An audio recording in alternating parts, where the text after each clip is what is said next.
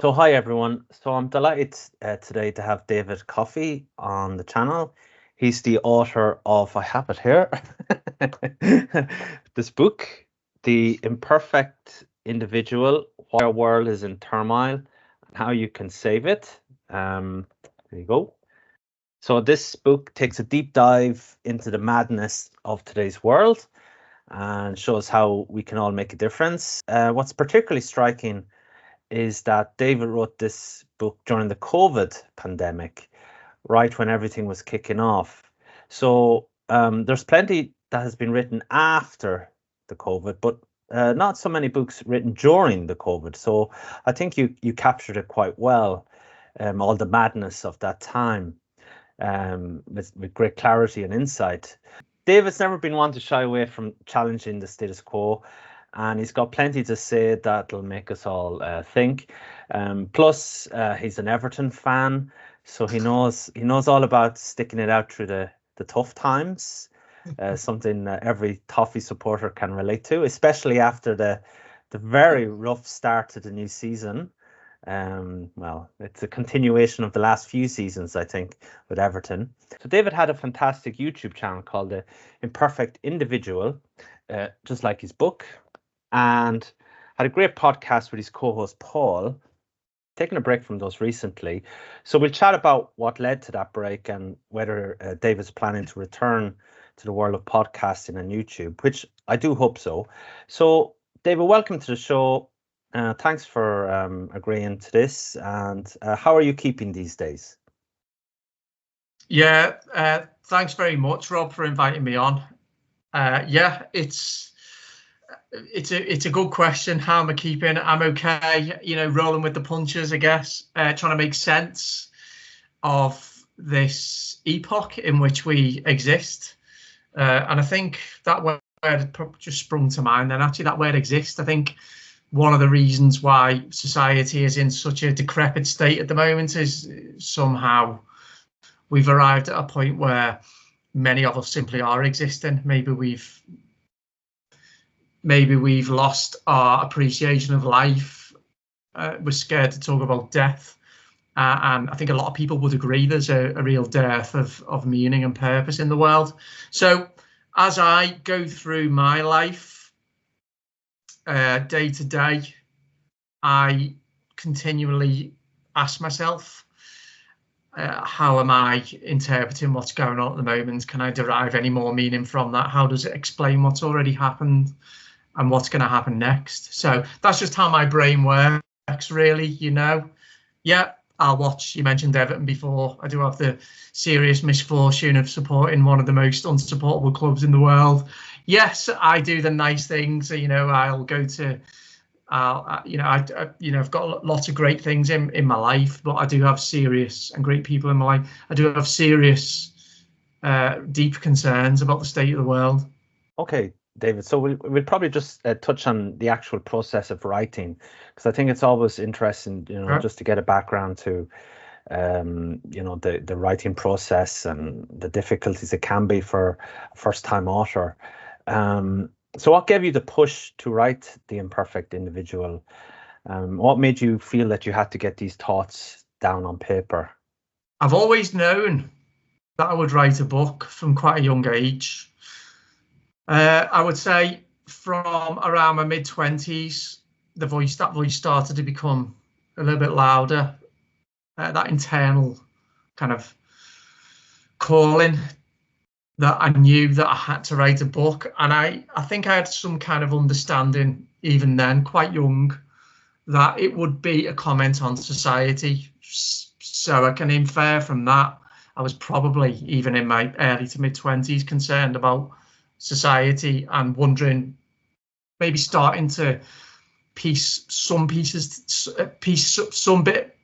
of the jigsaw together about why I felt like I didn't properly fit in. So there was always that background, kind of like that kind of like background voice that you will write a book, albeit without the clarity. As I went through the 20s and 30s, I did a lot of traveling. I had quite a lot of difficult experiences, lots of operations and things like that, problems with drinking, and, you know, like many of us do particularly in our 20s, get into a lot of scrapes. I feel looking back, that all added to my appreciation of what it is to be an open-minded, or striving to be an open-minded and open-hearted human being who just wants to understand his world. And I did always have, as I say, this appreciation of what society is and how the society affects the individual and how the individual forms a part of society. And then life carried on. I saw more of the corporate world through my jobs. I was unhappy doing office-based work and could never quite find what it was I was meant to do. But again, this feeling was just gnawing away at me: write the book, write the book, write the book. And then we get to when I was in my mid-30s, which was, and I talk about this a lot when I do these type of interviews, and in my book as well, with the Brexit vote and the reaction, not to the vote, but the reaction after it, which was the hysteria and the absolute bedlam that ensued as a result of a democratic vote that the people in the UK, gave as a result of that referendum. And that's when I realised that everything started to become more clear for me, that this is why I've got these feelings. This is why I needed to write the book, because I think I understood that society was heading down a really hysterical path. And that has been coming for a long time. It's just come into sharp focus. So Brexit happened, the Brexit vote happened. Over 6 million people in my country, as I've said many times before, tried to stop that vote by signing a petition to stop the mechanism by which the UK would leave the European Union. And that was when I thought that instinct I had to write a book about society and its demise and its ills became more clear. And I actually started writing the book on, I think it was the 25th of April 2019, the day before I walked out my job. I just had enough. Okay. I'd been asked to do this unconscious bias training, where you have to sit at your desk and you have to be re-educated by the communist bureaucrats who design a program of teaching you how to think. And I just thought, you have to press the right buttons and give the right answers to prove you're not a sexist and a racist and a transphobe and all the rest of it. And I thought, I can't do this anymore. So I walked out, woke up the next morning at 6 o'clock, went for a walk down the canal, and then put pen to paper or finger to keyboard, as it is now. And so I started writing. I actually physically started writing the book the year before what I call the scandemic. A lot of people call it that. But the seeds of it were sown years, if not decades before. Okay. That was a great catalyst to get started, It was a catalyst, yeah. So what kind of challenges did you have, or surprises along the way? Like maybe with I know you mentioned in the book with the publishing house, Authorhouse, etc. So what did you find difficult at the start? What I find difficult what I do find difficult, but this is just so writing for me is a microcosm of who I am, in that I work in very, very short, sharp bursts, highly productive. And then I'll go long swathes of time where at least I feel I'm not really offering much, I'm not doing much, I'm not being very productive. Whether that's true or not, I don't know. It probably is. So I was frustrated with myself right from the outset that I wasn't creating more content than I thought I should have been right from the start. And when I look back at that book, I would say started writing in April 2019. It was finished in October 2021, 3 days before my dad died, which I'm sure you'll ask me about, but it didn't actually get published until October 2022. So I did write it in 2.5 years, but I actually, the time spent putting the words to paper was probably only a matter of days within that time span. So the frustrations, I would say, with myself, that I could by now have had published 3 or 4 books, really. The frustration with the publisher is that Authorhouse I would not recommend if there's any budding authors, anybody who's thinking about writing a book, anyone looking for a publisher. I can't recommend them. I can say one thing that was very good. I was very pleased with the actual physical book that they produced for me. It was very good. I couldn't fault it. I was really happy with the cover design, with the typeface, with the editing was good as well. And the look of it. Yeah, thanks, Rob. Really appreciate it. Because I've only got 1 copy in the house, and I've somehow forgot to bring it up here with me. So yeah. So, but I mean, it's well designed as a book. Nice cover. Yeah. Well spaced out, easy to read. It was the other thing. The things that I wasn't happy with was the add-ons, the marketing and the royalties that they tried to, which they did sell me, and I wasn't very happy with that. But the book itself, can't fault it. Yeah. Okay. And with the picture again, how did you get this picture? What was it? It's one man against the world, is it? Can you move it back a little bit? I don't. Rob, is that okay? Yeah. I don't know if I can see. There we go. Yeah. So it's basically, it's the figure in green. I asked them to depict somebody who still had some level of sanity and morality, and I know that those 2 concepts are very subjective. So someone I think I'm sane and I've got a degree of morality. The next person may think I'm insane and I've got no morals at all. However, the book was meant to depict the importance of the individual from a moral standpoint, from a social standpoint, from a psychological standpoint, from a historical standpoint, whatever. It was meant to inspire people to realize their own sovereignty, their own importance, their own power as an individual, but crucially with an individual that's made at least some attempt to understand their own internal moral system, their values, and some attempt to understand the society that they're up against. So I asked the publisher to create a front cover that would show a mass of what can we call them, normies, sheep, lemmings, all parroting the same thing, all hysterical, and somebody opposite them who's just trying to say, listen to me, why don't you listen to a different opinion? So that's that. Yeah. Hope that makes sense. So what kind of feedback did you get from the general reading public, and maybe even your family and friends? Well, I've sold 67 copies in 2 years, 2.5 years, so that probably tells you all you need to know. I don't know. I think that I'm not very so I'm not very good at promoting myself, which is why I didn't ever really fit into the corporate world. And I used to take job interviews, and I can do this, I can do that, and all that. So I'm not very comfortable with self-promotion and marketing my brand, So there's that. However, I just think I've written a book and also the other thing I was going to say was that my YouTube channel was always very heavily censored as well. Mm-hmm. So I know what I say. The people that follow me on YouTube and the people that have read my book are very interested in what I have to say. I know that that's only a very, very tiny cross-section of the people who could potentially be consumers of my book or my YouTube channel. So there's a hell of a lot of people who would like what I need to say but don't know about me. So there's that. Mm-hmm. And but the other thing is that as we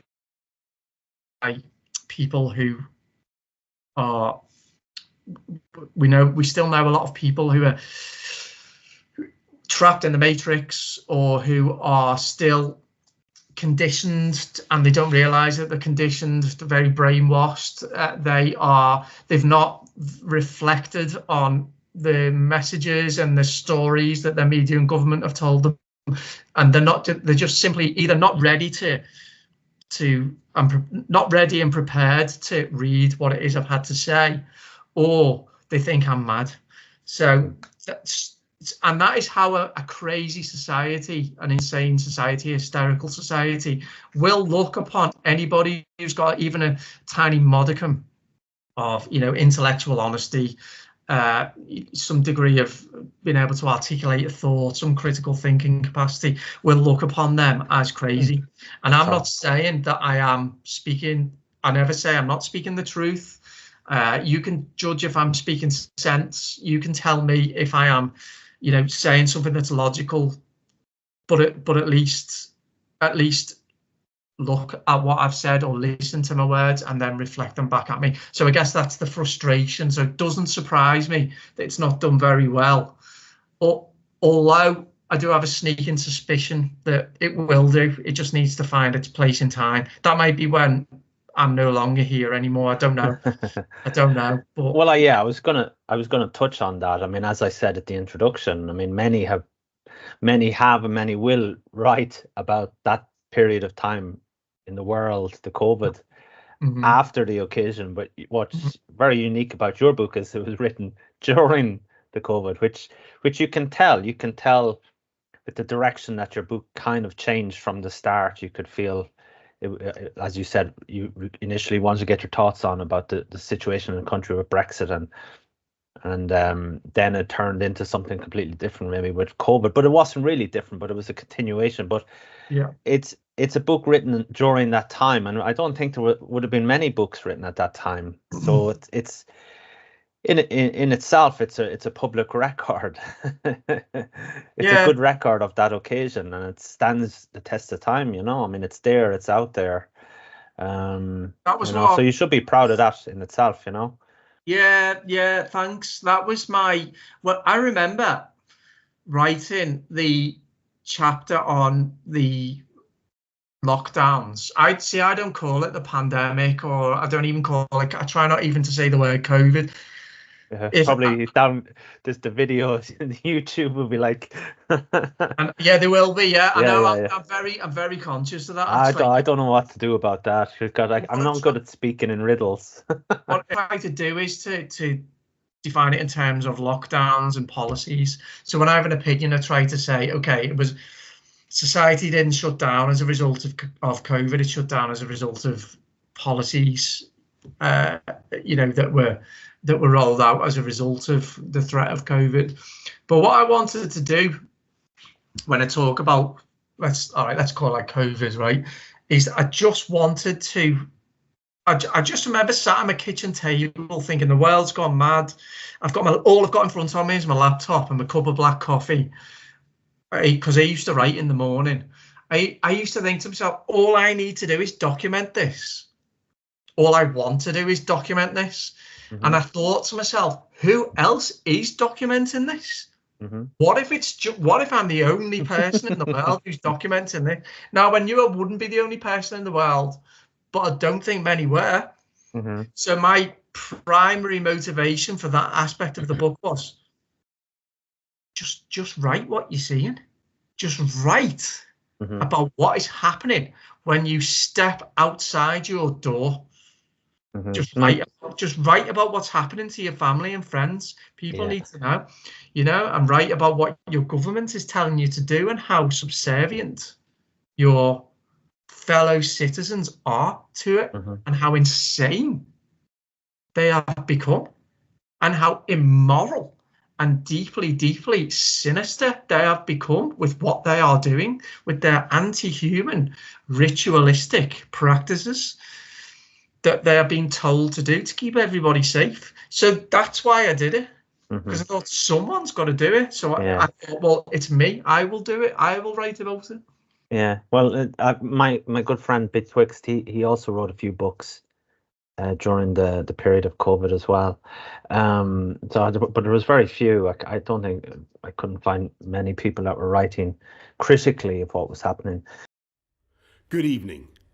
The coronavirus is the biggest threat this country has faced for decades. Without a huge national effort to halt the growth of this virus, there will come a moment when no health service in the world could possibly cope, because there won't be enough ventilators, enough intensive care beds, enough doctors and nurses. To put it simply, if too many people become seriously unwell at one time, the NHS will be unable to handle it, meaning more people are likely to die, and that's why we've been asking people to stay at home during this pandemic? During the weekend of March the 21st to 22nd, that was like everything seemed to shift for you.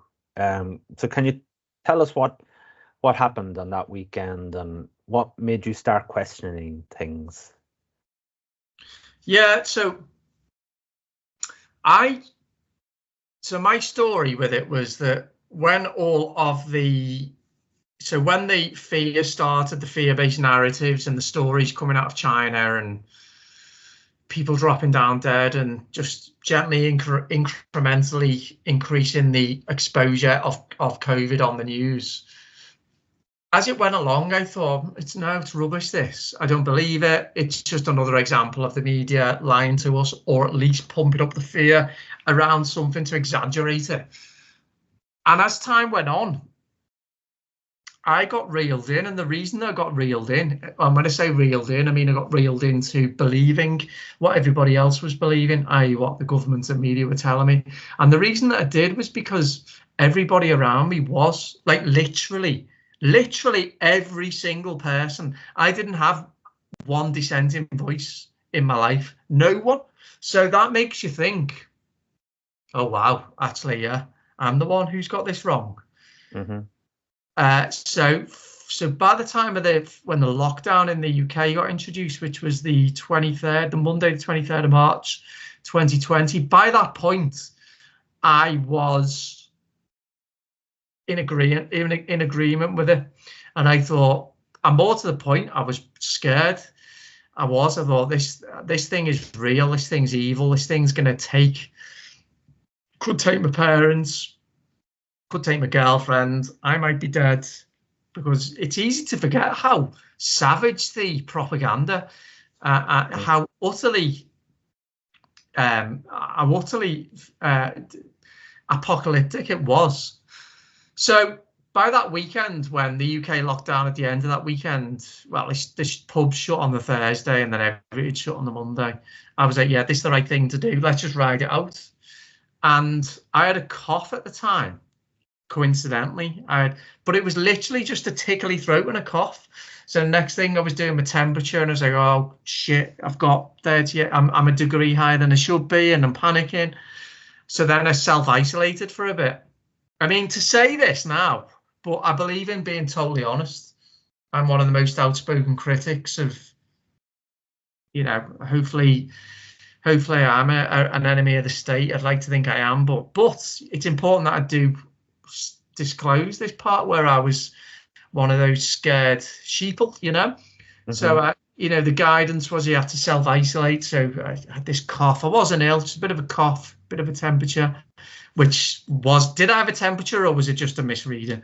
Self-isolate. Weather was really nice outside, so just kicking around the garden, a few beers. I mean, coming in the house, out the house, in the house, out the house. Climbing the walls. And at the time, you were supposed to do it for, I can't remember, either 7 or 10 days. I can't remember. It was all a load of bollocks anyway.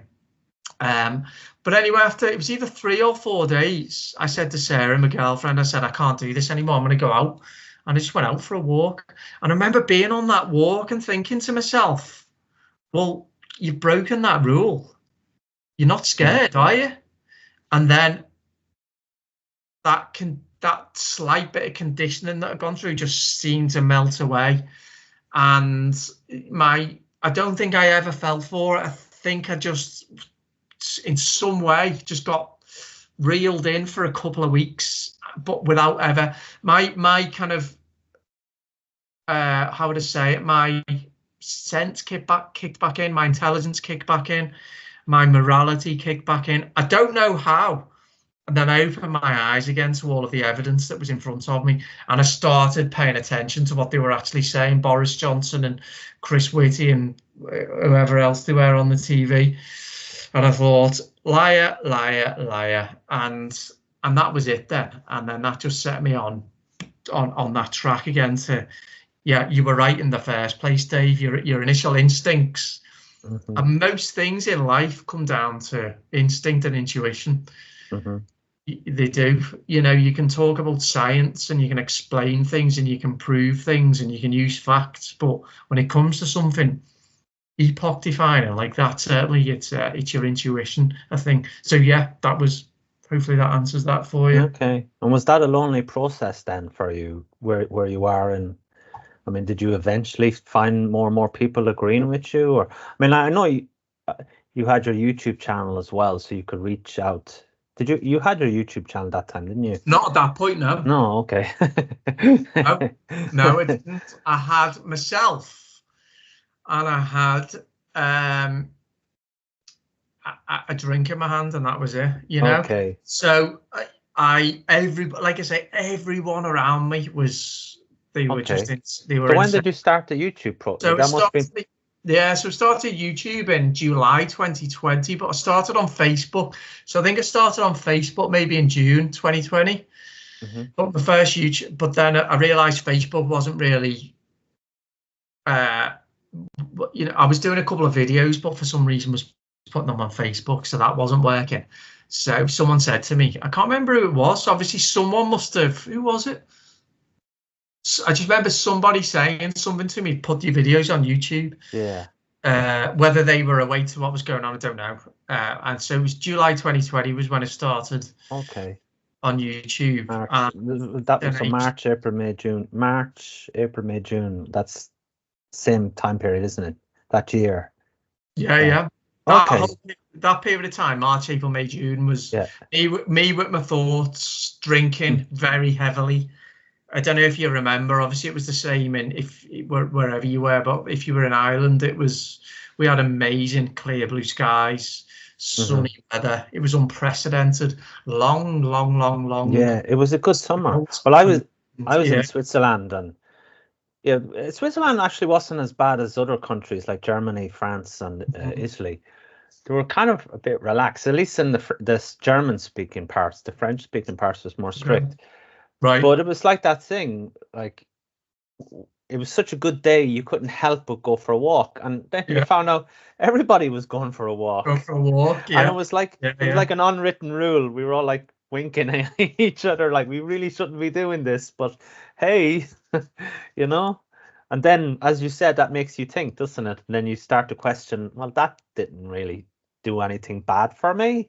So maybe, you know, it's a process, isn't it? So I think, it's interesting because one of the questions that we won't ever be able to answer this. Our generation of people will never be able to answer this question about why people fell for it and then came out of the psychosis. It won't be understood that for years and years and years. It won't be us who decides that, because I don't know what happened to me really that lulled me into it. I know I tried to explain that everyone around me was scared. That's not really an explanation, is it? And it's not really an explanation to say that, like you say, I fancied a walk, so I wasn't scared anymore. So it's not an explanation, is it? It's obviously there was something deeply psychologically affected us.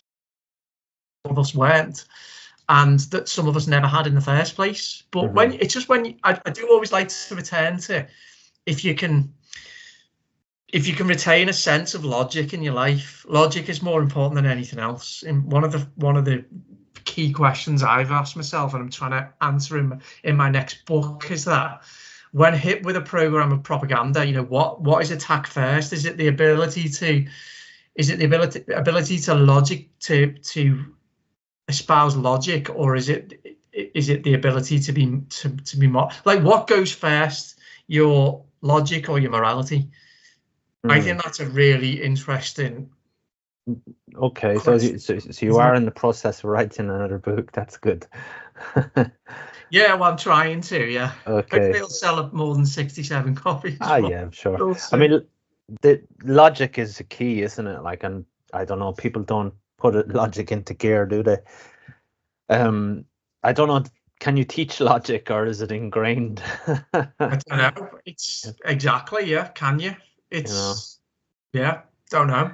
So you moved from Facebook then to YouTube, and was that a bit of a release then? Because I mean, you would have attracted similar-minded people, and they would have been in the comments section. I mean, as you said, you were the only one that was thinking that way in your community, or the people around you. So that must have been a good release then.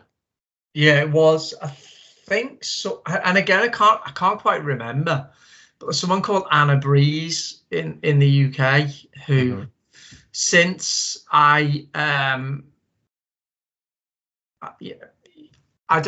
not spoken to her, or I don't know what maybe my view on what's gone on doesn't tally with hers. But the reason I mention her is that she had a YouTube channel that people could contribute a video towards, because she was doing she was providing a opportunity for people to make a 5-10 minute video about how they personally felt about what was going on, how it was affecting them. Very good.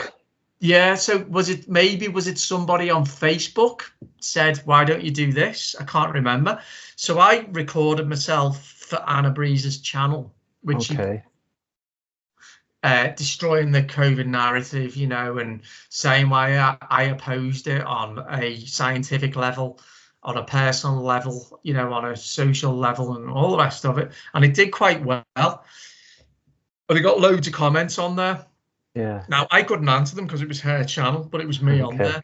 So I think it was that made me thought, right, okay, that gave me proof or evidence that I could have some kind of an audience and that I could help some others and connect, and obviously maybe feel some sense of community. That was probably a selfish aspect, that I could feel connected to people, which I did. So when I started the YouTube channel, I think it grew quite relatively quickly at first, until the censors kicked in.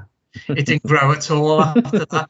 But I managed to curate a certain audience on my YouTube channel that was absolutely brilliant, because my take on, I've never really been interested in the overlords and what they're doing. I know what they're doing, don't get me wrong. I've been down many of the rabbit holes, so I can talk about that. The NGOs and the people you don't see, the Blairs and the Schwabs and all the rest of it, and the Clintons. So yeah, I'm mildly interested in that. What really interests me though is how, through messaging and propaganda and mass media, how the stories that are propagated are dispersed to all levels, right down to street levels, literally into people's homes, so that they will decide to invade their own, not that they will decide, so they will be coerced into the state invading not only their minds, but their bodies.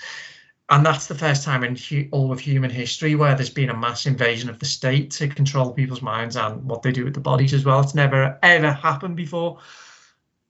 And again, we can't properly, analyze this because we're still all in shock. We still don't understand it. We can just try to talk about it.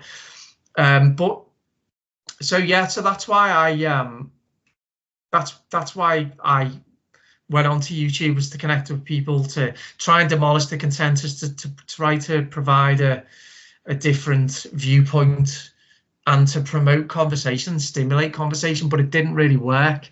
But it did work with my audience, which was small, but they were all absolutely amazing people, and they were people that, as I said, they weren't the ones who were so interested in the overlords and the psychopath, but in how it affected society and in how it affected people's minds, and how I think people looked at me and thought, oh, that's what my family's like. That's what my friendships are like at the moment. I think that's why they like me, because I can see it when I come home from my walk. My husband or my son or my nan, they are in psychosis.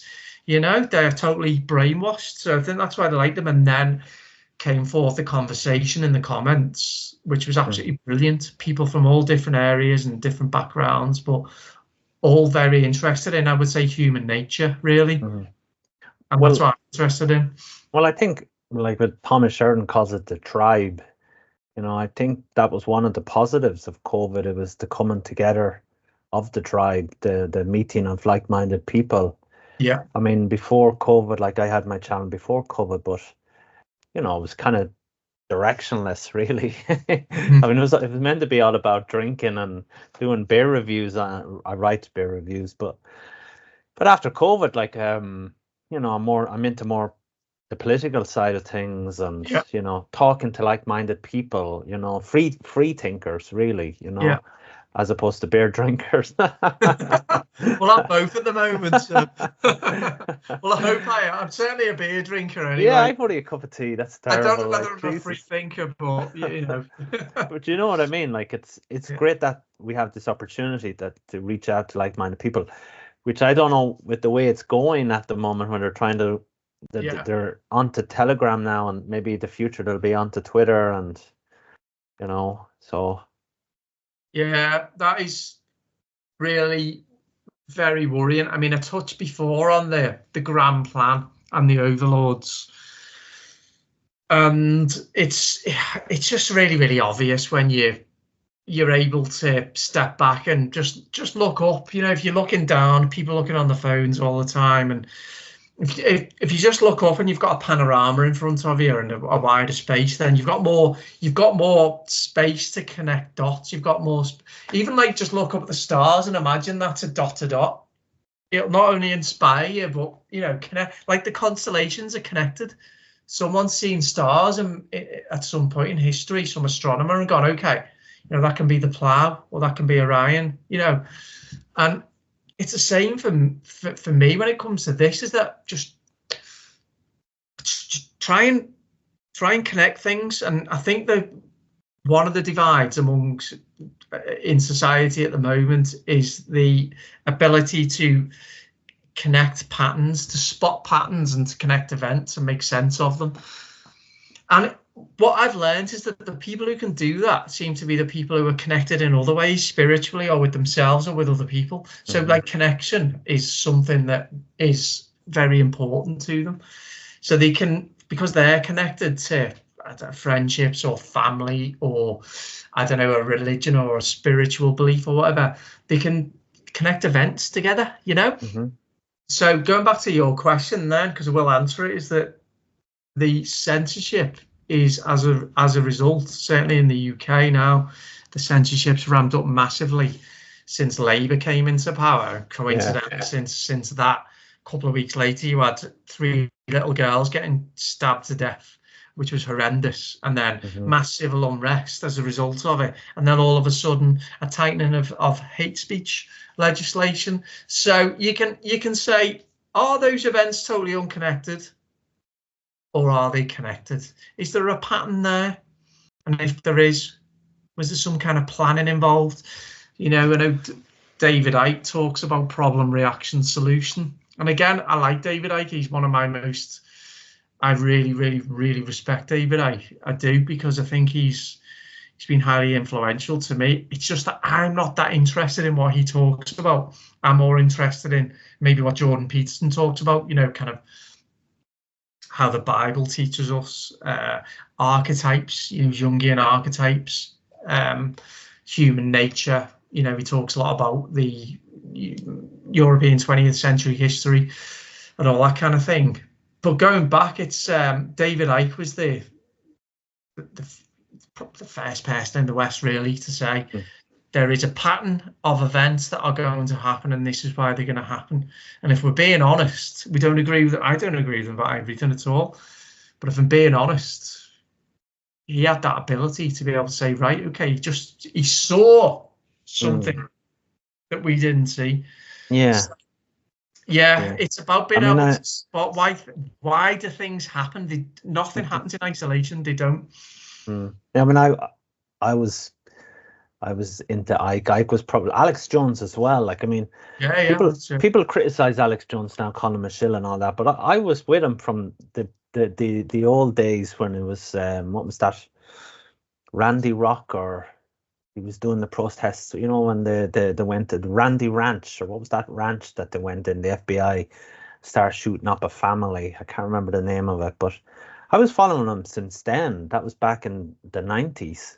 You know, I mean, and he was pretty much a one-man show at that time, you know, and so to see, you know, he's a big name now, but he was very unknown then, and there was always only a handful of people going around to what's the Bilderberg group meeting, you know, they protesting. They had him, Icke was doing it at the time as well, and there was another fella, I can't remember.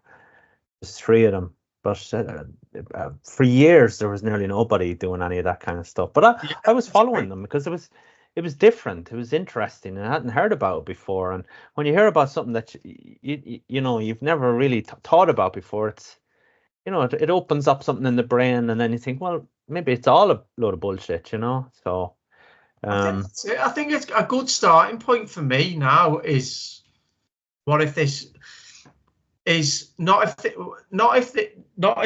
if this isn't true? It's like, what if this is true? Because so much now of what we're told, we're conditioned now. Most people are, that they're talking bollocks to us, they're lying to us. That's what the majority of people now think, that we're being told lies. So, but now what we need to do is, okay, well, what if what they're saying is true though? What if, like, David Icke, with what he's saying about, like, you know, the reptilian brain and the, you know, non-human entities that are ruling over, you know, and providing, you know, the energy and pulling the strings up. It's like, what if that? Now, I don't believe that, but you said a little bit about my brain now is like, okay, I've lived through pure insanity on a level that I cannot ever begin to understand or comprehend and or communicate. So what explains, which is all based on a lie. So what explains that? So what if what David Icke's saying, or what if he's right? You know, or what if, you know, that. Yeah. I know. I mean, it's, you have to question everything, but I mean, you reflect about that in your book as well, with the media and the stimulation of fear and how it affects people. You know, to try and control the way you're acting and feeling. Just with personal reflection, then, you talk about your father's sudden passing. It's obviously a really personal topic. I mean, was it? How did that affect your writing? I mean, was that difficult to get that down, or did you feel that you needed to talk about that? 100%. Yeah. And thanks for asking me. So, for the purposes of your video on YouTube, obviously I can't say what I want to say. My dad died as a result of a medical intervention, right? And I shouldn't be having to dress it up in those words, should I? So, Friday, the 15th of October, 2021, I submitted my final manuscript to Authorhouse, the publisher. And I remember thinking, I was at work that evening, and I remember being quite excited. So, I've done something great here. And yeah, I was just excited, to be honest with you. He had his third medical intervention the day after, flew to Poland the day after, and died of a cardiac arrest the day after that. So Friday, I submitted my book to the publisher. Saturday, he had his third, medical intervention. Sunday, he flew to Poland. Monday, he was dead. So, and he died pretty much instantly of a cardiac arrest, even though he was totally healthy, not had any heart problems. For anyone who, it probably won't come as a surprise. And, family man, very good father, very good friend, very good grandfather, very good husband, and just a generally really, really good man. Just gone in an instant. And so with my book, as I say, I'd submitted it on the Friday. I emailed them, I think it was the day after my dad died, and I said, listen, don't proceed yet, because I knew at that point I needed to dedicate a part of my book to my dad. He was already in the book. I'd mentioned him along with my mum, how influential they've been. But I wanted to, write a tribute to my dad in the book. So obviously, grief, shock, horror at how it had happened at the time. I didn't do that for a few months, which explains why I didn't get the book published until a year later, October 2022. So yeah, so I didn't, with the tribute to my dad, I I wanted to make sure that the reason was for his death was cited, and I actually dedicated my whole book to anybody who died as a result of the effects of the lockdowns and the effects of the medical intervention. But I also wanted to make sure that I used it as a tribute to my dad in a way that will be celebrate his life, you know, and celebrate his attributes and his values as a person, you know, his loyalty and his friendship, you know, and his forgiveness, particularly loyalty and forgiveness. Very forgiving man, very loyal man. So that's what I did with my book, and that's why it took longer, because I just needed to have that time to get over the shock, then think, okay, what do I want to say about my dad? And then the whole publishing process. So yeah. Well, it was unfortunate, but kind of strange that you were writing a book and during COVID, and that happened as well. It further cements what you were saying, really. I was so outspoken to everybody, including my dad, about what they were doing and what this medical procedure was designed to do, as well as everything else, you know, the lockdowns, masks and all the rest of it. But yet the irony of it, so that was so difficult for me. You know, I had the isolation at the start of no one believing me, people thinking I was mad, and then people slowly came round. And by the time I died, a lot of people were, by that point, October 2021, a lot of people were like, you know, this isn't what it seems. So the very thing that I was warning about was the thing that, I've not come to terms with that properly yet. So, but that's literally how. Funny how it works out sometimes. The irony of it, that's it. So you delve into some pretty deep questions about life and death then in the book, as well as it actually happened to your poor father. So why you ask, why have so many forgotten what it is to actually live? So could you explain that? To live, to experience life. Yeah, to experience life. So I actually begin to try and answer this question in my next book. And a little bit of context. So my next book is to ask the question why this society is so subservient to propaganda and so willing to accept propaganda, and why is it that there's a section of the population that are willing to swallow lies without question, and a section of the population that can see what's going on, and most people who can be swayed either way. But to answer that, why we're a society that doesn't celebrate life or death is because, well, it's numerous factors. Religion has been attacked, or Christianity has been attacked for 300-400 years probably.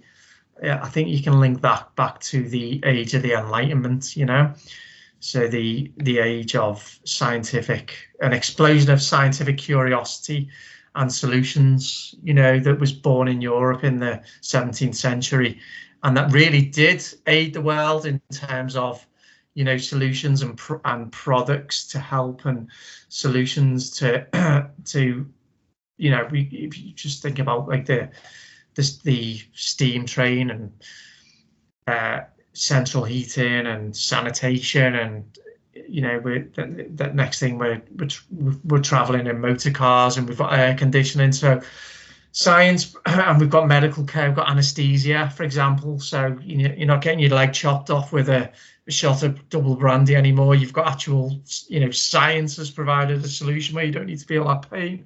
But we've got a solution. We've got a situation now where the science has become bastardized, and the scientific endeavor has become bastardized by people who are, you can call them many things, but they are not scientists. They do not have doubt. They do not have humility. They do not have curiosity. They do not have the ability to ask a question. They may be skeptical of religion, and they may call themselves atheists or agnostic, but they are not scientific, because they do not have a questioning mind, you know, and they are subservient, many of them, to the view of experts. And I'm talking about the general population here. So because an expert is a scientist, and because that scientist represents the status quo, all of a sudden they can buy into that they have a scientific mind, you know, and they can talk science, but they can't. So that's one thing.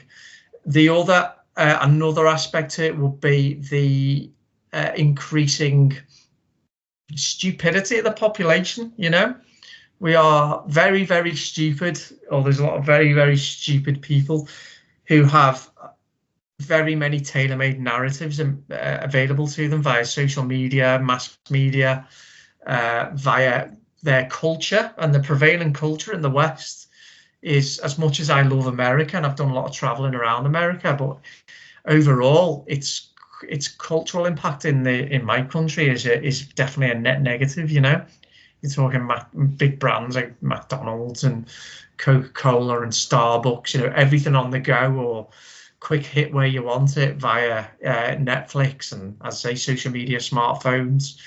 It started with, you know, convenience food, junk food, microwaves. You can have whatever you want quickly, you know. So we are a society that has been provided for a long time.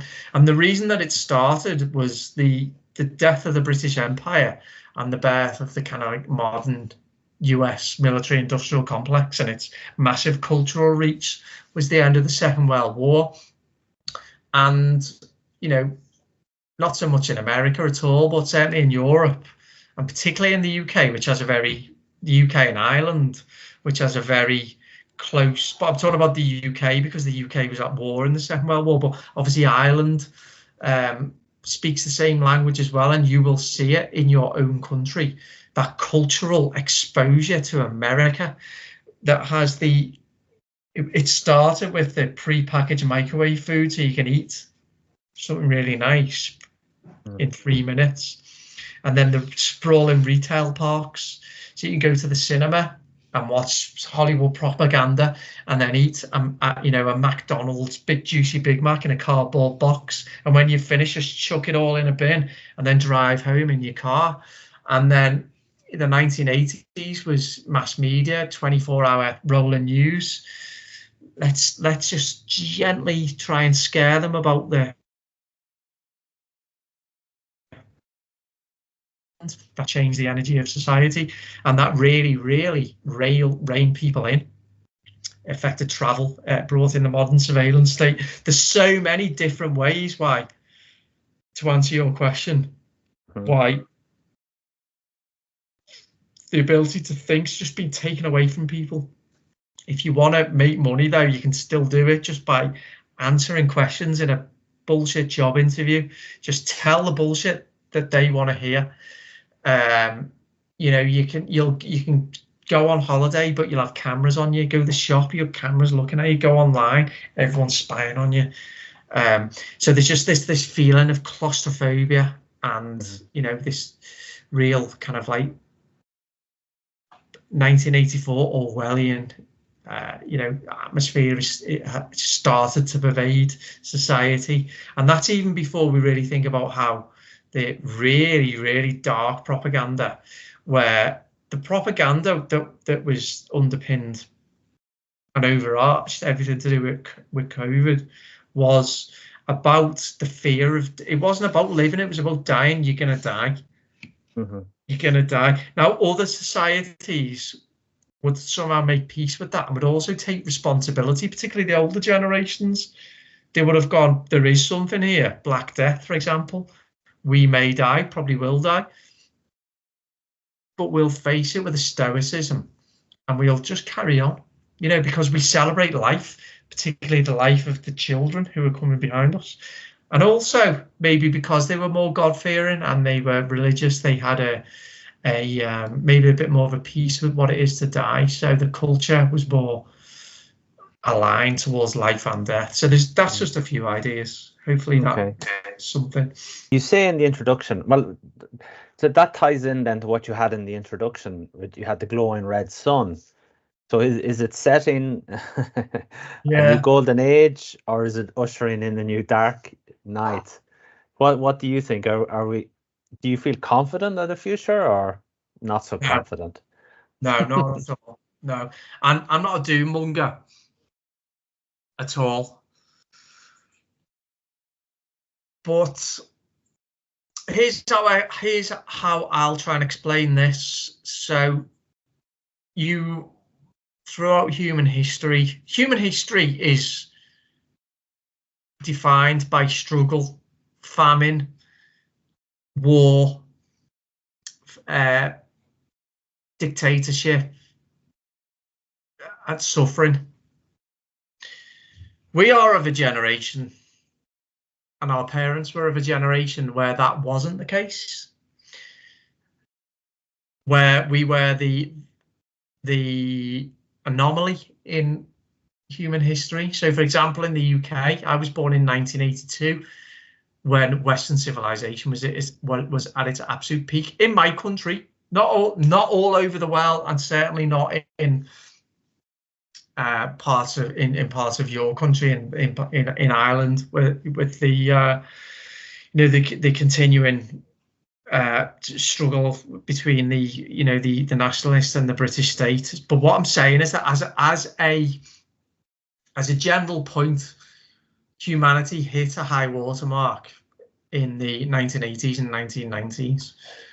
And for me, that I understand why that is, and I understand why there was unlimited entertainment, why there was unlimited credit, why there was unlimited travel, why there was unlimited job opportunities, because they had to get society into a place where they were very complacent.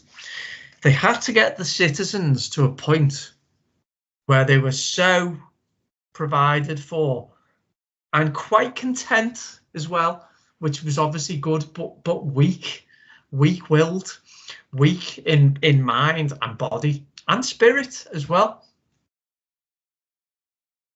And then once they'd done that, once society was at that point, things could very quickly unravel. Just needed a little left hook. Didn't need a knockout blow, a little left hook, and all of a sudden society's staggering. So since 9/11, there was 9/11, then there was a financial crisis, and then there was Brexit, and there was Trump, and then there was COVID. It's been a whole series. There was the war on terror, which was built on lies. So there was foreign invasions in Iraq, in Afghanistan, and then in North Africa as well. There was all these things that just got people into that point. So I don't think now, though, that, to answer your question, the reason I'm answering it in that way is that gives context to what society that we've got. It's quite weak, I think, even though there's a lot of people who are challenging and talking, and most people know the media lies to them. Not many people have known hardship. Well, you do have a chapter, A New Age of Conversation, Connection and Community. Yeah, so, I do. Yeah, I think say that'll be 25 years in the future. Yeah. So I think that I'm probably more. I don't know. What worries me is that previous human tyranny has involved guns and bullets, right? So you can impose on a population by the threat of violence. You can shoot people, or you can gas people, or you can commit genocide in a whole number of different ways. We're the first generation now, though, in the Western world that is enslaved not by that, but by kind of like a biomedical surveillance tyranny involving cookies, cameras, jabs, digital currencies, carbon credits, whatever, and that's where it's going.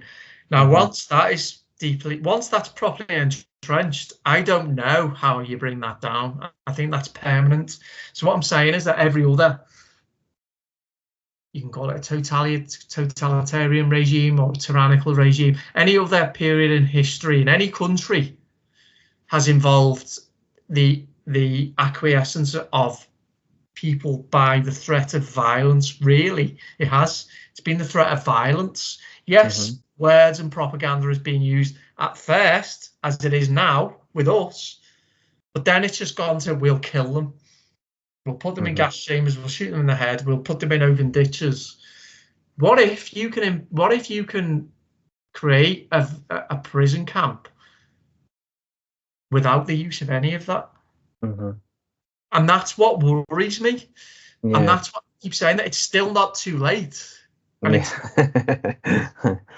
but what needs to happen is that the system is being enabled by the individuals that work within it, which is basically the public sector. So the police, the teachers, the doctors and nurses, civil servants and councils, they're the ones that need to go, I'm not doing this anymore. You know, I will not do this anymore. We need more people like me and you who work within the public sector in all of our countries, because we're all the same in that regard. We've all got a police force, we've all got councils, we've all got teachers, we've all got doctors and nurses, and it's broadly the same, even though our countries are very different. But I'm talking about the English-speaking countries, so the UK and Ireland, America and Canada, New Zealand and Australia, but it's also the same in France, Belgium, Holland, Germany, Sweden. I think your book leaves it open to the... Yeah, it does. I try to, yeah. I mean, because you also mentioned, like you said, intellectual or moral counter-revolution is already simmering. I mean, that's during, the COVID. I mean, absolutely it is, yeah. The as we said, the tribe, the resistance, and I mean, I think you touch on the 1960s revolutionaries, or I don't know, I think you mentioned that, didn't you? Or that wasn't anything, but during the COVID, people who refused to get vaxxed, refused to wear the masks, refused to stay at home, that was real resistance. So, it's not like we're living on, like, there's only a handful of it. It's widespread. Oh, yeah. Well, I wouldn't say it's widespread, but there's a good 10% of us, at least, I think. More. Perhaps. No, this is the frustrating thing for me, is that, so what I've just said before about I'm more pessimistic, which I am, and I'll be honest with you. I know. But the reason that I am is that we've got more than enough people on our side. Now, that's another thing. What is our side? Who are we? What do we define ourselves as? Let's just say people that know they're being lied to by the media. Okay, right. What really frustrates me is that we're not organised enough. There's lots of these different things going on, like what we're doing now, and little individual meetups or little groups meeting up all over the world. There's never been a time in history where the establishment has been more under scrutiny than it is now, and it really is. And they know that as well, right? Hence the censorship. What I resent, and I really, really do resent, are the people who still refuse to engage in conversation. And they tend to be the people who are still enabling and propping up this regime. And they tend to be the people who are working within the public sector. And I'm not saying exclusively so at all. I'm saying it's a correlation that I've noticed, that there's still too many people, because that's 10 million people in my country. And I think you've got more than 10 million people in my country now, in the UK, who are like me. They might not see it exactly as I do or as you do, but they know they know there's something wrong. But you've got so many utterly brainwashed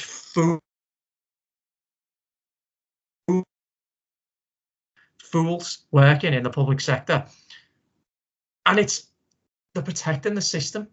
They're the problem, because you can't, if not enough of them break out from it, that whole thing's not going to be weakened, and it's still not. So we're talking 4.5 years later now, after March 2020, when Boris Johnson, PM at the time in the UK, declared a lockdown.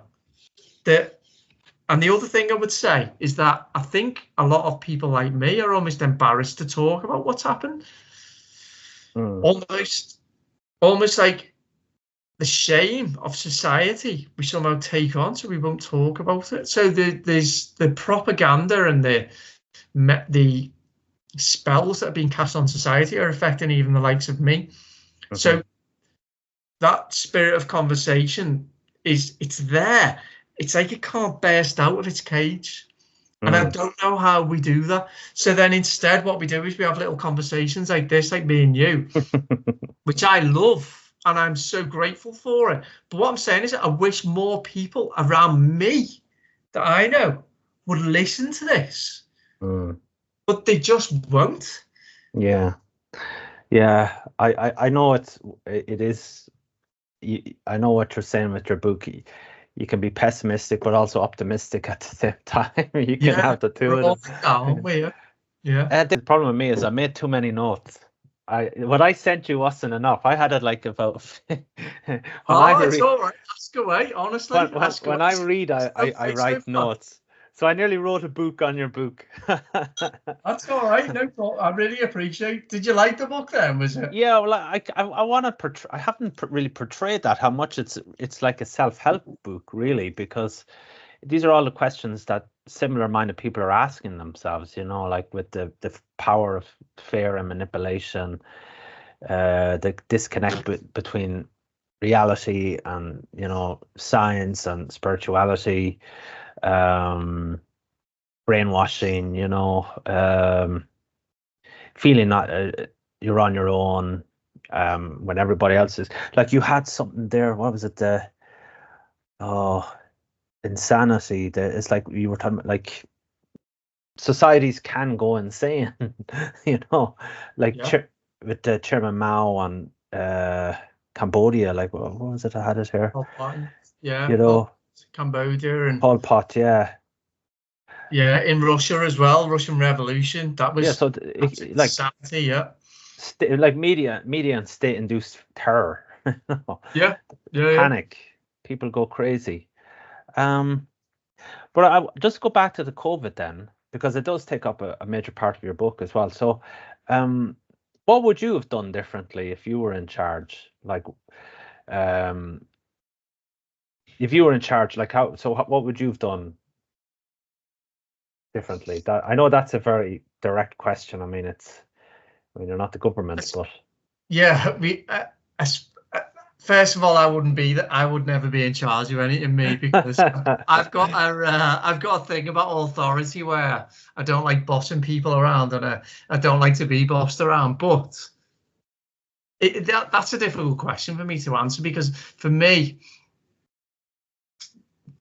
I think so much of it was fabricated that I'd like to think that I wouldn't have entertained. Yeah, probably on this. The safe side, you might have done the Swedish approach. Yeah, well, that's the anomaly, isn't it? Really, or the Belarusian approach, just drink vodka. Yeah, just drink vodka. Yeah. Go and have a sauna and drink vodka. Yeah. I don't know whether. Again, I've got to be careful what I say. So, Sweden, clearly an anomaly. I guess, right, what I can say is that what was normal in January, February 2020, well, I'll tell you what wasn't normal. I'll tell you what was abnormal, was being lectured by your government that you could only stay in your house for 1 hour, you can only leave your house for 1 hour a day.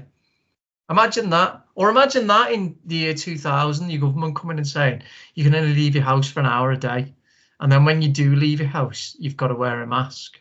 And then we'll tell you when we've got control of this threat, but you're going to have to agree to a medical procedure that, again, I've got to be very careful what I say here, but people can read between the lines. That might not necessarily be in your best interest. So this is what I'm going to try and answer in my book, is the concept of what is normal. Now, normal societies can actually be the most unhinged societies, right? And what can look to be the most unhinged societies are actually the most normal societies. But if we just set it in those terms, just because everybody agreed that it was right to lock down and not leave your house in March 2020 across the world, at least the Western world, was that scientifically doable? Was that scientifically Was that underpinned by scientific reason? Also, is it a moral thing to say to people that you can't travel beyond the boundaries of your house? And also, is it in perspective to the threat? And you could say, well, what is the threat? What was the threat? But again, I've got to be careful. Well, the threat it's a disease that has an average age of death of 82 to 83, and that has a survival rate of way above 99.5%. Well, that doesn't sound right, does it? So you're asking me to, not go where? Not go to the shops, not go to the pubs? I know you definitely can't go to the shops or to the pubs or to the theatre, but you can't even go, well, you could go to the shop for once a day for basic provisions. No, we're telling you can't even go beyond the confines of your front garden, beyond 1 hour a day. So what Sweden did was they said, we're not going to be abnormal. We're just going to carry on being normal, in context with what that society had grown to understand was normal, which included the ability to socialize, to leave your house whenever you wanted, to not be spied on, to not be reported, to go to a bar, to go to a shop, to go to the theatre, to go to school. The children went to school. The children got to play in playgrounds. I'll never forget our local park. There was tape across the playground saying no. That's so crazy. What Sweden did was they just said, we're not falling into insanity. And the world looked upon Sweden as being insane. So all they did, and this is all I'll say, is all they did was they didn't agree to pursue something that was totally insane, which is what most other countries did.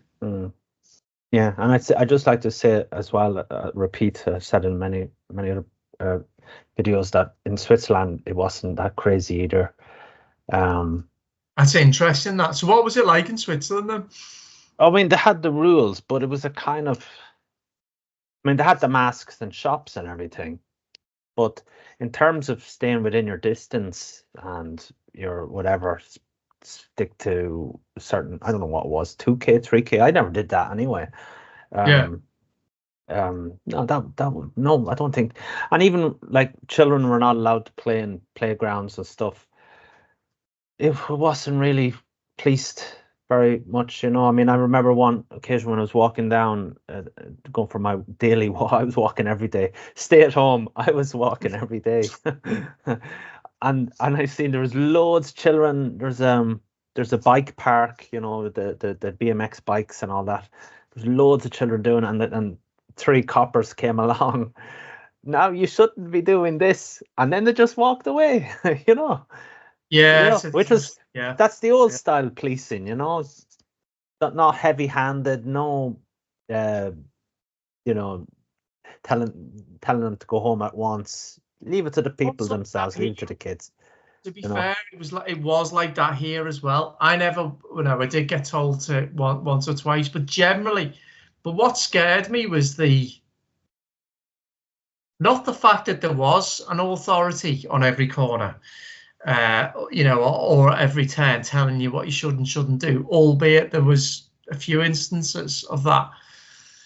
Like, I never once had a problem with the police, for example. You need to, I'm enforcing the law on you. Never had that. And as I mentioned before about the kids' playground being taped off, I'm sure the kids could have gone and played in there. But society, thank God, for a relatively small period of time, policed itself. Yeah. It didn't need police or enforcers or government tell them what to do. They just imposed this immorality on each other.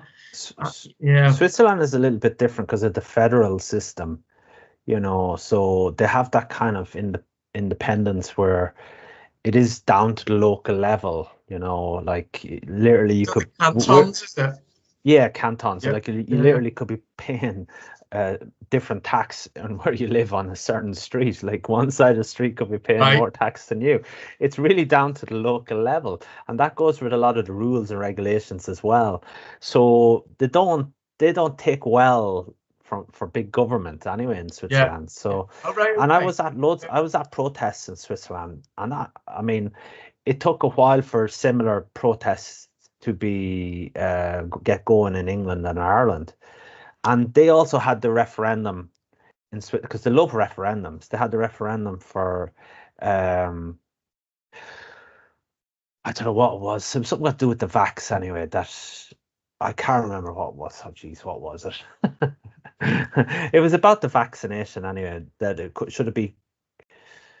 Should the government be imposing it or something from above? And it passed, but there was still 45, I think 30, 40% that vote against it. And I think if you had that in Ireland or England, it would have been 90%, you know, that the government would have to push, the government would be pushing it as a power force, you know, not, you know, that specifically government policy pushing the vax. I think that's what it was. But yeah, I think it was 40%, maybe 25, 30, 40. But my point at the time was if you had that in Ireland, it would have been 80, 90% put for that referendum. How do you think history will judge this period? And, you know, what should we learn from it? History, it's whether history will be able to judge it, I guess. It goes back to what I said before. Honestly, I don't know what's going to happen in the next few years. There could be in England or the UK and Ireland and France and Germany, at least those 4 countries in Europe, could be bloody civil war with Islam. Is, you know, Islamic insurgents. Because when I look at what's happening in my country with that, it's the fabric of the country is being torn apart in so many ways that I think I've hopefully identified some of them. But another one is mass immigration of a culture that is in many ways incompatible with the values that our countries hold dear, right? So you've got that as well. So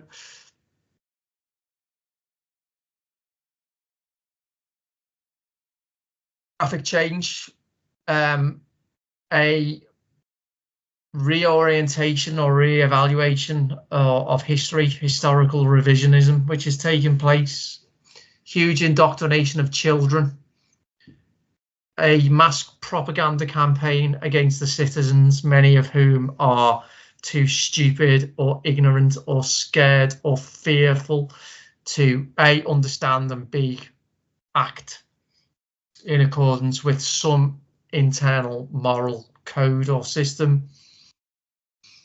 A creeping authoritarian or an accelerating authoritarian government that is totalitarian in nature. The technology that is in control of us rather than we are in control of it. Mass addiction to smartphones, alcohol, drugs, pornography, junk food. We're not in a good place, right? So we're just not. We're not in a good place. So the sun is setting now. I think so. I think but I will tell you something positive as well in a minute. So from that regard, what I've just said there, that all leads to being able to create a system that is enslaved, you know, based on slavery for eternity, which is why they're obsessed with carbon credit scores, social credit systems, and, you know, CBDCs, you know, the digital currencies, jabs, all the rest of it. Now, the positive is that if something's going to happen, it's going to happen in the next 10 years to bring all this down, and then if it does, it's like, what will happen? So pressure's building in this one key way is that more and more and more people are feeling it in their pocket, struggling to survive. They're being pushed to their limit. So whilst I would say I've been pushed to my limit in terms of I find it morally unacceptable what's happened, and I do. I'm not saying I'm a moral person. I'm immoral in some ways, many ways probably, but I like to believe that I've got some kind of internal value system that I try and live my life by. I've been pushed to my limit in many ways by what's happened in terms of the tyranny, you know, the lockdowns, the masks, the jabs, the warmongering, the tax hikes and all the rest of it. I think more and more people now are feeling it to a point where they're being pushed to their limit financially. So what's going to happen when the middle classes rise up? What's going to happen then? And what hell will they unleash on their on their captors? I don't know, because they don't yet realize that they are mere slaves to these overlords. Things change when the middle classes get affected. That's generally what happens in history. Yeah, and that's what, and we're teetering on the edge of that now. So I think we've probably got 10 years, I would say, 10 years for that to happen, and that's what's going to be the only thing, because the middle class, it ties to my other point. The middle classes are the ones who are in the public sector who are enabling the regime to happen. But how history will reflect on this is it will just be another example of like Salem witch trials. Yeah. The Russian Revolution, the Red Terror, Pol Pot in Cambodia, Hitler hypnotizing the masses. Yeah. Now in China, it'll be exactly the same thing. A population went mad. Yeah. Good point. I mean, one of the reasons why I like your book is because, as I said, I've found it was like a self-help book for people who are questioning the system, and you did give some solutions as well. I mean, you have a chapter, How to Break the Cycle, and you say your genius resides within you. So sometimes the answer to the problems could reside within us. 100%, yeah. And again, that's what I'd say, going back to your last thing about how we can overcome what's happening to society and how we can bring forth a brighter future, a better future, a more altruistic future. It comes down to what each individual is willing to do. That's kind of like why I called the book The Imperfect Individual, because individual importance, but also allied with a knowledge that we are imperfect, so we have got flaws. We will let ourselves down. We will be hypocrites. We will be contradictory. All these things that I also try and talk about in the book. You might have a checkered past. You might be ashamed of what you've done. It doesn't matter. You might, why, if not you, then who, is what I say. And why I say that genius lies within everybody is partly that is if we have a society where the system can bring out the genius, brilliant, which we don't. But if you have a degree enough of, of how do I say it in the book, in terms of your genius lies within, is by a continual exploration of the world and a continual exploration of yourself and courage and introspection and curiosity yeah. And also a understanding of community as well, because if you're going to bring forth your own inherent genius, well, who's it for? You're just going to serve yourself, or you're going to serve the community around you. So an understanding of how you fit into society yourself. What place do you play in the grand thing that is society, which in itself is a very nebulous and undefinable kind of construct, society. But I guess it's understanding that you've got an ego, how big it is, however big it is, like mine. I've got a massive ego, which I'm still trying to understand if you've got if you know you've got a gift, don't let yourself be intimidated by the other products of society around you, which are called people. It's good that you mentioned ego, because a lot of people say that's, I mean, ego it's a survival instinct, really. It's something in us that, I mean, without ego, we would have just followed the herd. Yeah. We wouldn't have said, well, wait a minute, I'm not like that. I have a curious mind. I can think for myself. I'm not part of the sheeple, and as you said in your book, learn, grow, and develop, and that's, I think that you need an ego to set yourself apart sometimes, Yeah, I think it's about understanding the ego, isn't it? I think it's about how, as you quite rightly say there, I think a big ego makes you follow the crowd, and I think a big ego also makes you resist the crowd. So it's about understanding. It's understanding what ego is, which I'm still trying to do. It's a good question. It's a good concept to ponder on. Just two more things. Sorry, David. No, it's fine. No problem at all. With the just two more things I want to talk about. Just with the science part and the spirituality part. So, like you said, science or religion. Science is religion. We killed God. God is dead, and we killed him. So we said in the book, we adopted science as our God. Science has become a religion, and then, but even then, it's not even within that. It's not really real science. I mean, abortion, men, and the trans thing. What is a man? Even the COVID, as you said previously, how much of it was science, and people say I'm following the science, but it's not real science. It's insanity. But it kind of has we've dropped, as you said at the start, your gut instinct. We've dropped the gut. We've dropped the senses, the feelings, the soul, the spiritual, in terms of what is called science. And you deal with that in the book as well. Yeah, that absolutely. Again, I wrote my book on my observations on the people around me primarily, and on what I saw when I engaged and interacted with general public that I came into contact with.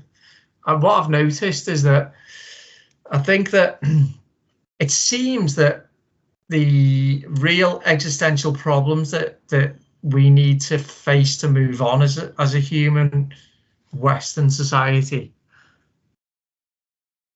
rely on a little bit of humility and a little bit of awe and wonder and questioning.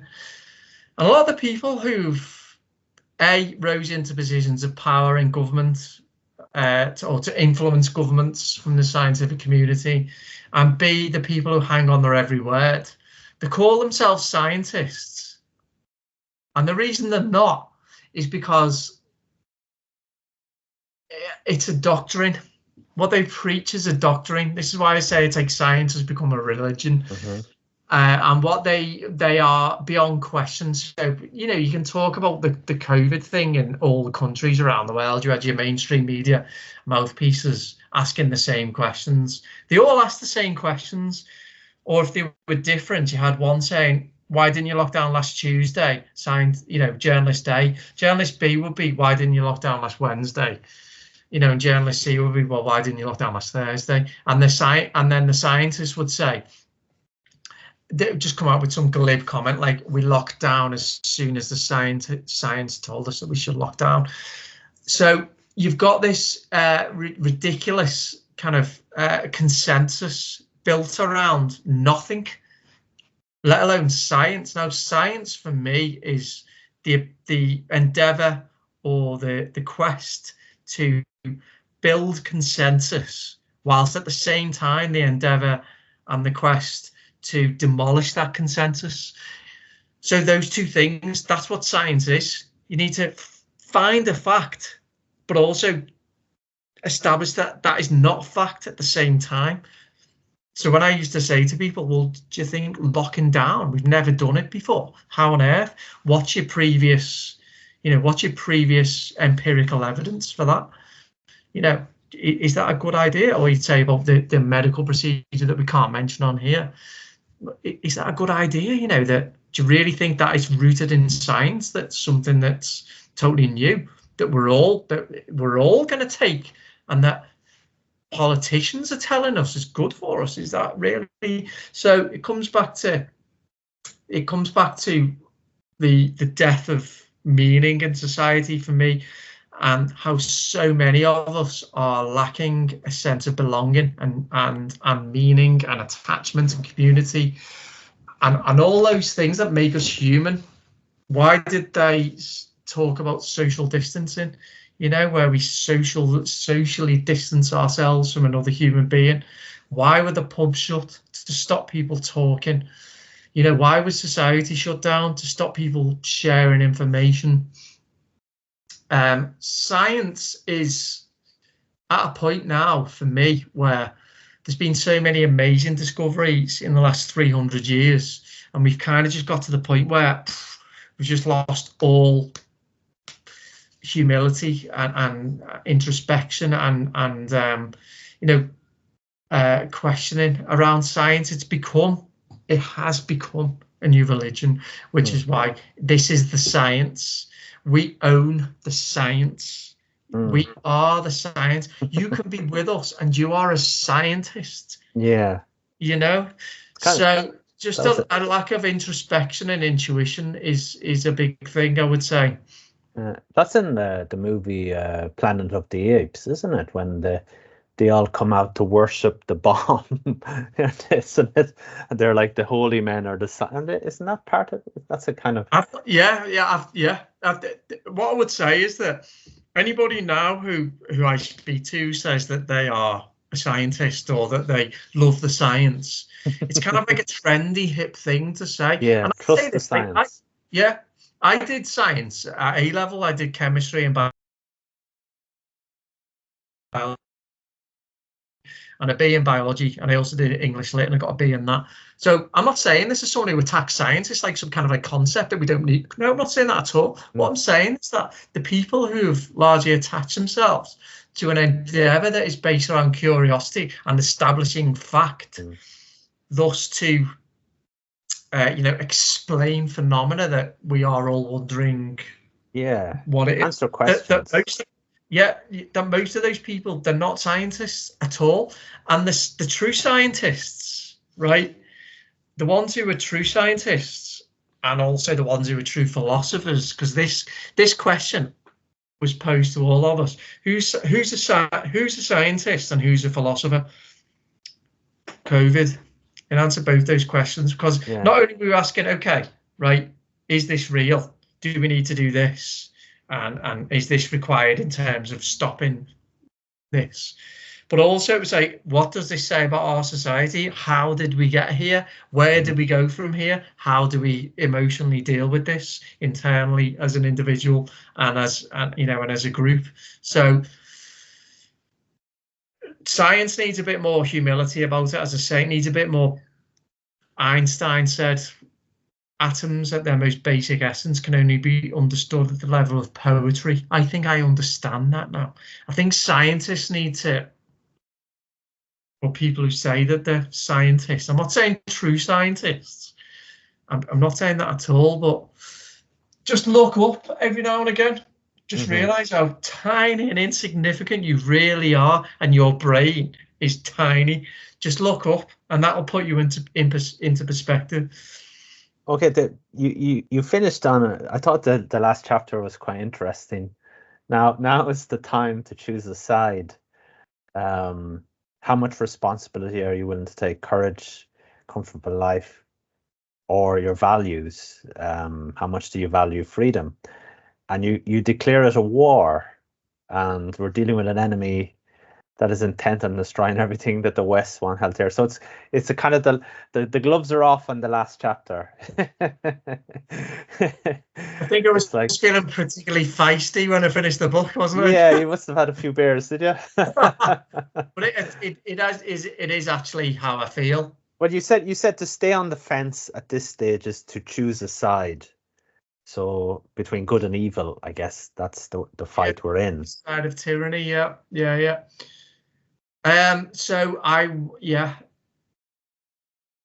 wanted to crystallize what I'd written about. So if the reader was in some doubt, they will be in no doubt by the end. Mm-hmm. And I guess it was a call to action. Yeah. And the only call to action was choose a side, just choose a side. And it's really easy to do, to choose a side when you are facing down totalitarianism, because everybody knows, really, they do know. Everyone knows what the right side to choose is. Yeah. It's to let language be exchanged. It's to let words to flow into the discourse, and it's to stand up and speak what you really think. Yeah, because there's always that 10% here and 10% there, and it's all the people in the middle are just going along with the flow, isn't it? Really? Yeah.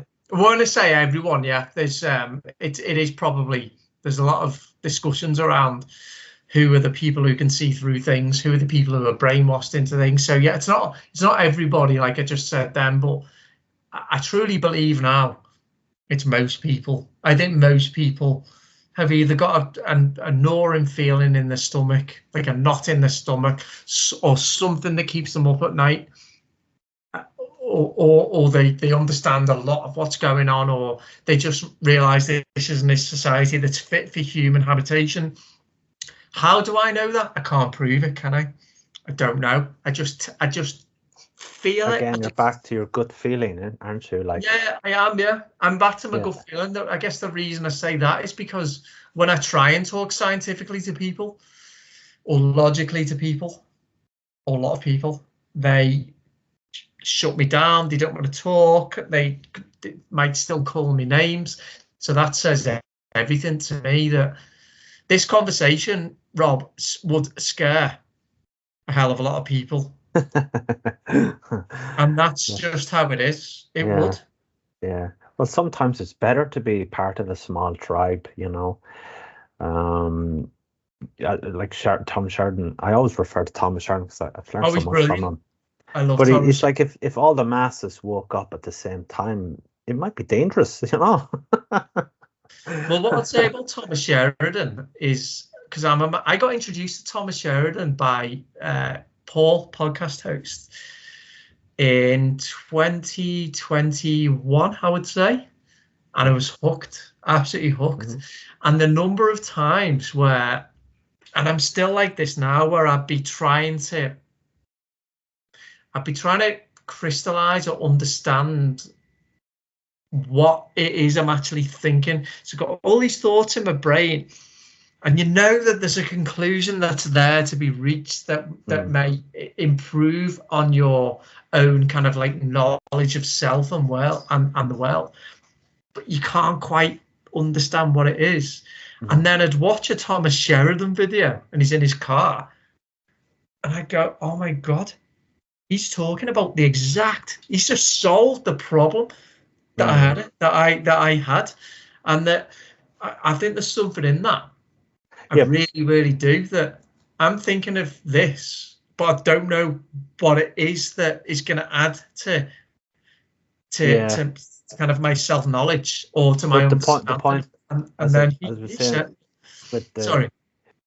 Yeah, but yeah, I mean, Thomas is great, but like the point was, like, as we said, like, if maybe the truth can be too hot to handle, you know, you don't want the truth. Yeah, you were saying that if the masses woke up, it'd be But we'll finish it now, Dave, because you've been very kind with your time.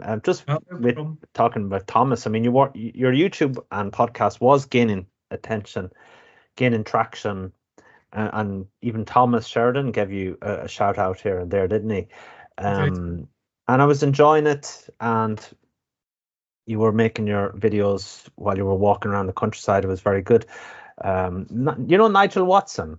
I think that's I his name. do. Yeah. Yeah, he's doing exactly what you were doing. Yeah. He's up in Finland, isn't he?